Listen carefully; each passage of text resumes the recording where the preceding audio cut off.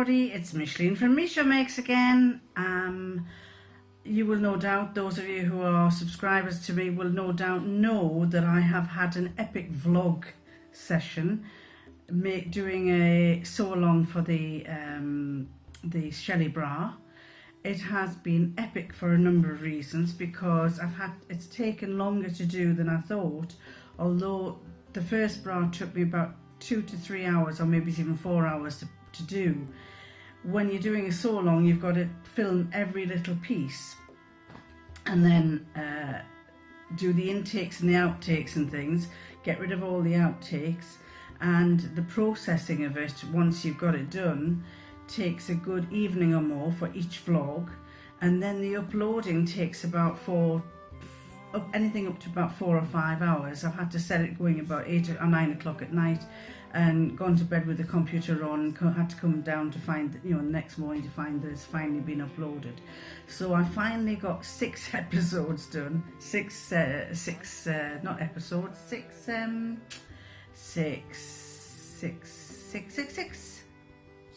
I finally got 6 of whatever it is. 6, somebody, is dementia setting in? I finally got 6. Oh God. Anyway, I got 6 of them done, and I thought I would get it all done in 4, but I didn't want to make each one longer than half an hour, or just around about 30 minutes, because otherwise it would have taken forever to upload. So I did it in 6, and if you managed, or if you choose to watch the whole 6 episodes, I think we sell trophies. My husband's online site sells trophies. I ought to be sending you all little medals, because it was mammoth. Anyway, we've had a lovely Christmas and New Year. I hope you have too. We went to had family for Christmas, and then for the New Year we normally go to northern France to stop with a friend who has a cottage there, but in the summer, in June or July, her lovely old cottage, or her lovely old maison, or whatever you care to call it, got bombarded with hailstones the size of tennis balls, about that size, and she ended up with 200 holes in the roof of her house. And although it happened in June, unbelievably, when we are supposed to have summer sunshine, especially in France, it took till October, end of October, for her to get the roof sorted, completely sorted, and the house was very damp. Thankfully, she doesn't live there. It's a holiday home. So we had to change our venue, and we decided to go to Devon. We hired a cottage in Devon, which is a good 6.5 hour drive from where I live, and had a lovely time. Devon is really lovely, but I have to tell you this little story. I'm going to digress a bit, because I have a saying that I've done for years. Whenever there's all hell letting loose and whatever's going on, I always go, "It's all good fun. It's all good fun. Just calm down, because it's all good fun." So when my kids were little, we went to Spain camping for the first time. I'd never been to Spain before. I'd always done France, I'd done Italy and all these other countries, but I hadn't done northern Spain. So we went to northern Spain, and we were in a campsite. We'd been camping, and when we got there was a trench all the way around the tents, and I said, "I wonder why there's a trench around the tents." And none of us could fathom out what it was. And anyway, 2 days later, my children, who were about 10 and 11, were out playing outside the tent, and all of a sudden this almighty downpour came down, and my son came running like mad back to the tent, and then he said, Mum, it's pouring. So I said, get in the tent quick. So we're standing out looking through the door of the tent at all this rain pouring down. And then I realised why there was trenches around, because all the water was going into the trenches. It was running off the hot, because in Spain the ground is hard and it couldn't soak through like it does in England, and it was draining off to the trench around the side. But then all of a sudden I heard this almighty cry from the back of the tent, "Man, look, it's going through the back of the tent." And there's my little son, my 11-year-old son with the broom, sweeping this water as fast as he could one way and as fast as he could the other. And I said, well, you look after the front, back of the tent, and I'll clean the water from the front, because it started coming in the front. And so anyway, we managed to bail as much water out as we could, and we realised then that when there's a heavy downpour, it goes through the tent as well as round the outside. So about a night later, or 2 nights later, we're lying asleep on our camp beds with the suitcases on the floor, and all of a sudden we heard this almighty downpour, and it was automatic that everybody woke up, picked up their suitcases, put them on the end of their camp bed so they wouldn't get wet, and went back to sleep. And I kept saying, it's all good fun, it's all good fun, you'll have all these memories to remember. And my son, who was a very mature young lad, said, I don't think it's good fun, Mum, I don't call this good fun. and then add to that, when we were flying back, he didn't like flying anyway, but when we're flying back through a thunderstorm. And the plane that was taking off, my son was holding onto the arms of the seat, and he said, my knuckles are white, Mum, I'm frightened. And then all of a sudden the plane just dropped 100 metres or 100 feet or whatever. I've never experienced it before. It just plummeted down because it must have hit some air pocket or something, and then I was terrified, and I'm going, ah. And when it finally calmed down, and the plane's going all over the place like that, and I, as we're going along, I'm sort of said, no, I didn't say anything about it being all good fun. My son said, I don't call this being good fun, Mother. So going back to New Year, when we went to Devon, we normally would set off at about, with it being a 6.5-hour drive, and with England having dark nights very early, we would have set off very early, but we were kind of diverted because we had to go and pick my husband's son up, who was 20 miles away, and then bring him back. And he was supposed to come early, but he didn't. And so by the time we set off from here, it was about 12 o'clock, and we normally would go with these two friends that were going with us to this cottage in Devon. But we texted them and said, look, go off on your own, go in your car, because we really don't know how long we're going to be. So we got in the car eventually at about midday and set off. We had to do a diversion to York, which is an hour away, drop off the son at his place. Then this is the son who has the cats, that we are looking after, because he's still living with his brother. He's gone from his sister to his brother. But anyway, then we headed down to Devon. We're driving past, we're heading into the county of Devon, and each time I'm texting this other couple and saying, we're on our way, we're running a bit late, we're about an hour and a half, 2 hours behind you. And we caught up with them, almost caught up. They texted us and said, where are you? And we were about an hour behind them. And they said, well, we expect to arrive at the cottage at 7. So we said, we'll be there about 8. So Devon is renowned for certain pockets of the county not having good reception. So when you can't text people, you can't ring, people won't get it. So anyway, our friends texted to me and said, you do know where you're going. Well, they had sent me a web link of this cottage, from the actual company that was renting the cottages out. And I said, well, I do, I know from this map, So then they said, the most important bit is the last line in the description. So I went on my website and I'm looking, and the last line of the description said, we have a washing machine and a tumble dryer, and there is a wood burner, or there's an open fire and you can burn wood. So I'm thinking, why has that got something to do with where we're going? So I texted back and I said, do you mean the bit about the washing machine and the tumble dryer? And they didn't reply back.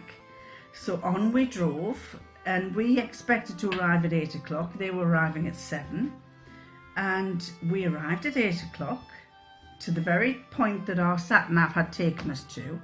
And it was a little hamlet, for those of you who don't know what a hamlet is. It's a little area where there's about 10 houses, 8 or 10 houses.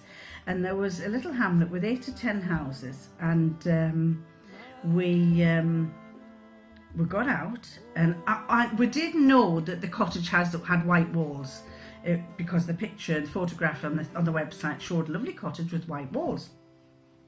So we got out, it was pouring with rain by that time, and walked up in the darkness to two cottages, and I said, well, that's the name. It was, I can't remember, Langdon Barton Cottage, and this was saying Langdon Barton House or something. So I said, well, we're in the right place. And we looked, looking through the windows of people's houses in the darkness, said, well, that can't be it. It's not white walled. It's, it can't be it. And then so went down that path and went up another one, and this one had some hats and coats hanging through. We could see through the window the hat, coats and hats, and we're going, well, that John and Barbara don't wear coats and hats like that, so it can't be there. They can't be there. So then we wandered around, saw a man whose dog was barking. He came out and we said, do you know where this cottage is? And he said, well, no, I'm a holiday maker as well. I don't know where we are, where it is. So we decided, because we couldn't get the sat nav had gone, the wireless. We couldn't get in touch with anything. We tried ringing John and Barbara and they still didn't answer. They couldn't. It kept saying that it couldn't get through to them. So we decided we'd get in the car and we'd drive back a couple of miles to where we were getting reception on our phone and where we could get the sat nav sorted, and then that ended up taking us back to the same place. So we did this about 5 or 6 times, always ending up at the same place and not finding this house. And by which time my husband was getting very annoyed, and he was going, if we don't find this flipping place soon, he says, we're going to get in the car and drive all that way back. And I'm going, oh, stop being so bad-tempered. It's all good fun, just enjoy yourself. It's all, he says, it's no bloody good fun for me. And I'm thinking, God, if we don't find this place, we are going to have to, I don't know what we're going to do. And he says, I'm not sleeping in this car tonight. So I'm thinking, all right, well, we've got to find a travel lodge or something if we can't, and we'll look for this place in daylight tomorrow if needs be. So anyway, we kept going around in circles. We tried down another little road, and the roads in Devon are just narrow country lanes with big high hedges. So I kept telling him, I'm going, there's a house there, get out and have a look and see if that's a white one. So he'd get out the car and go right up and try and get through the hedges to see, and no, that's not white. So then we went round to this street of houses. By that time it was 9:15, and I knocked on this door, and this lady looked very shiftily, because you don't usually go knocking on doors at 9:15 at night. And she came to the door and I said, I'm sorry to bother you, but I said, do you know where Langdon Barton Cottage is? Because we don't know where to find it. And she said, oh, I think you go down that road. And so we thought, right, okay, we'll go down that road. And we got to eventually that road that she directed us to took us back to where we started from. And we were my husband was going mad, and I'm going, please, Brian, it's all good fun, it's all good fun. And he's going, it's not bloody fun now, I'm getting fed up.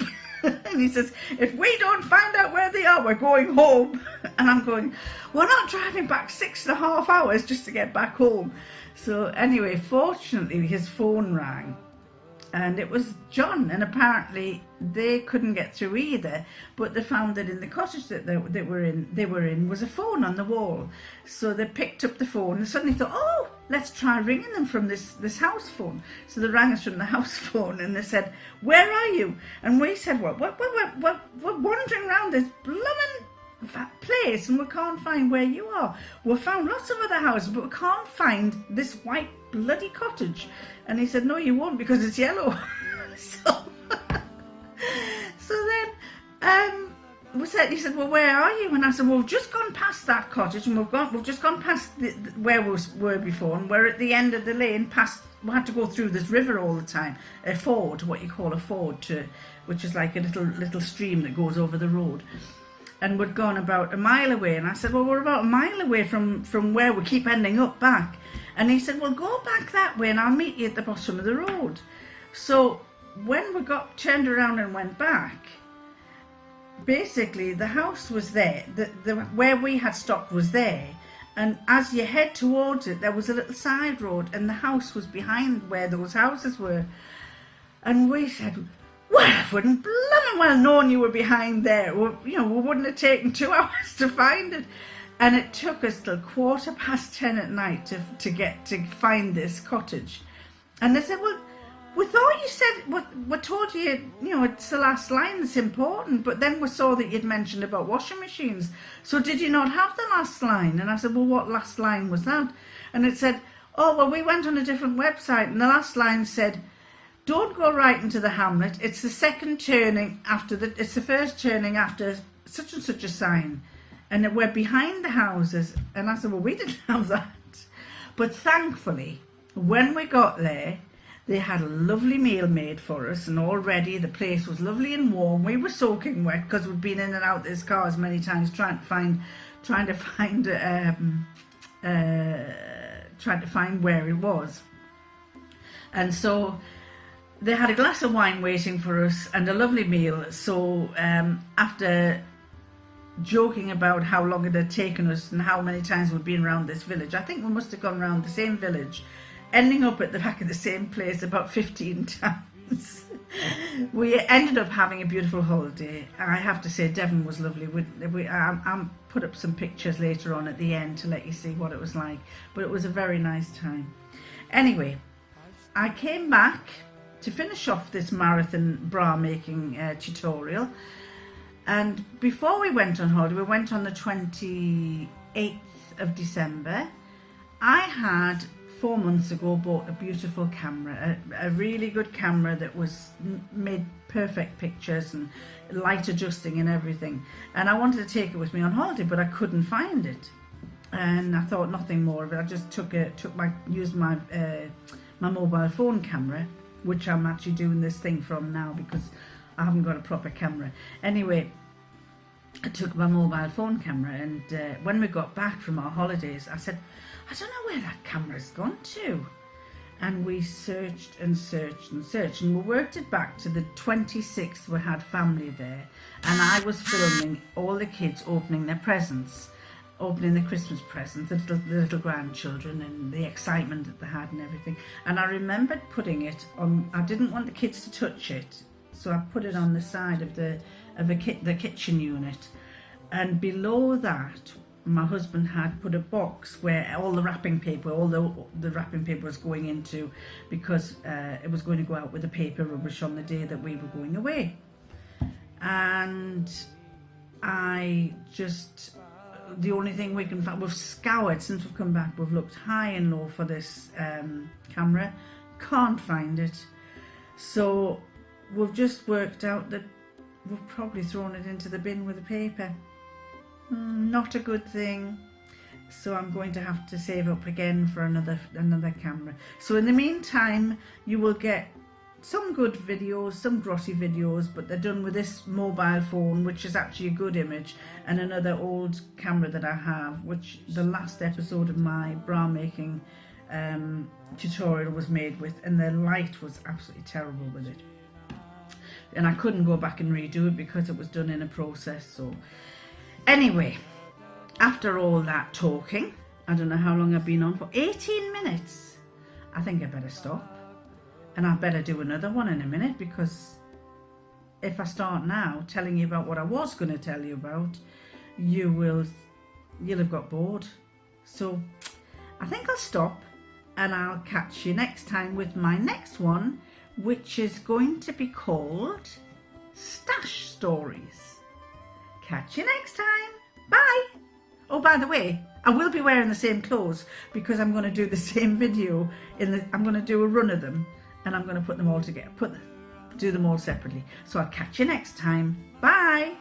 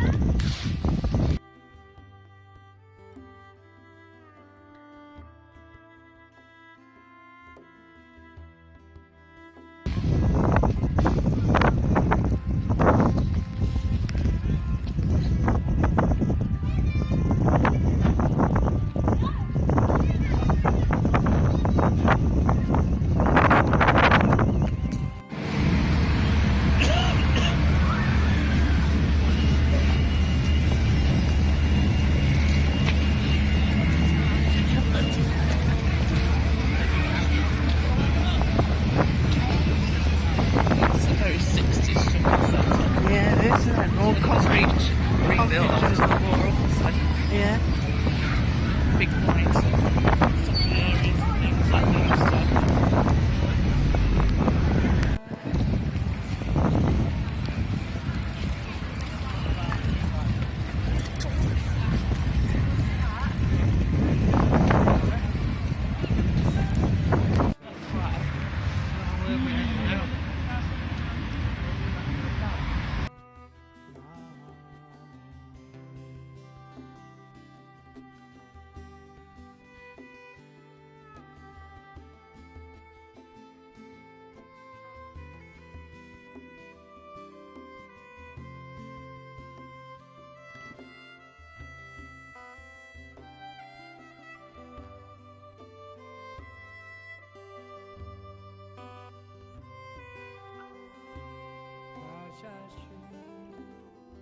Krishna Chaitanya Prabhu Nityananda Shri Advaita Gadadhara Shri Vasari Bhakta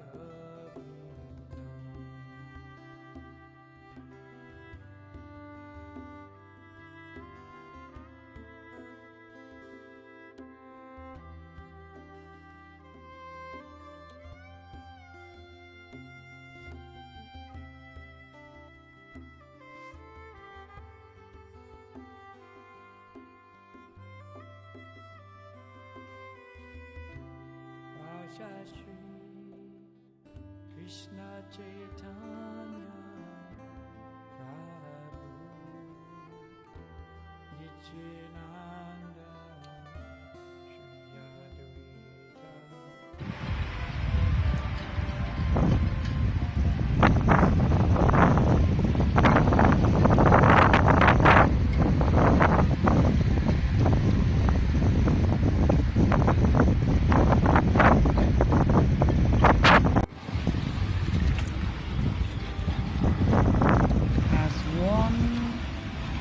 Small candle may light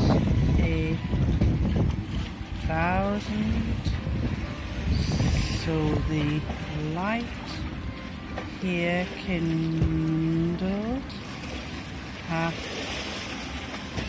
shone to many, yea, in some to our whole nation.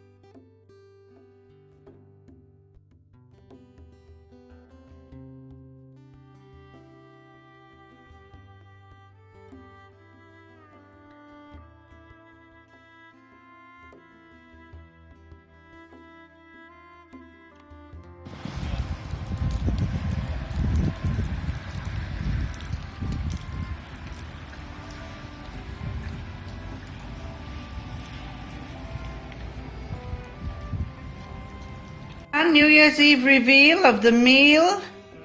The Made five for the men. The reveal of the meal. The reveal of the meal. It's called the Plymella. Plymella. Woo! Ooh!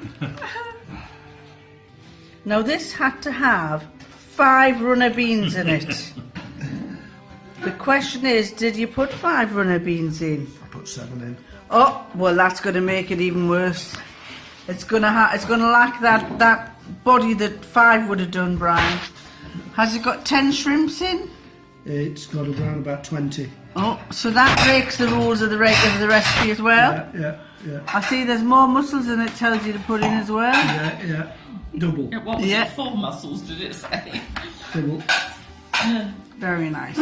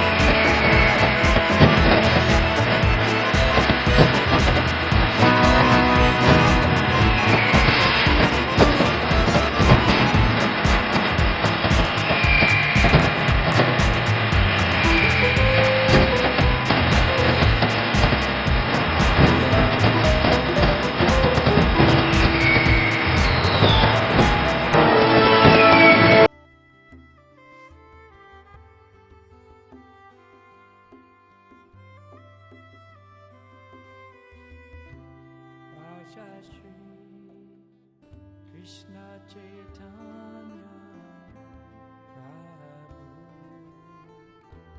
Nityananda Shri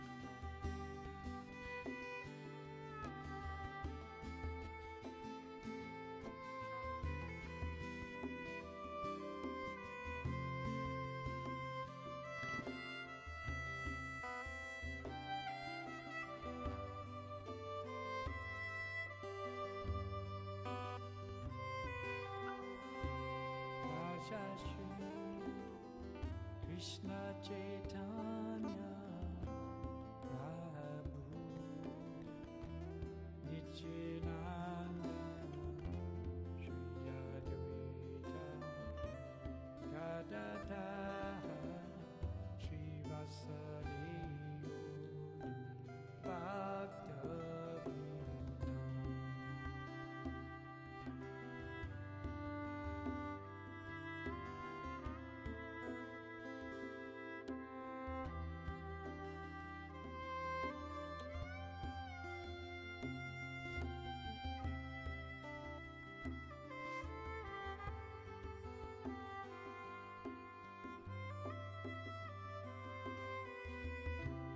Raja Shri Krishna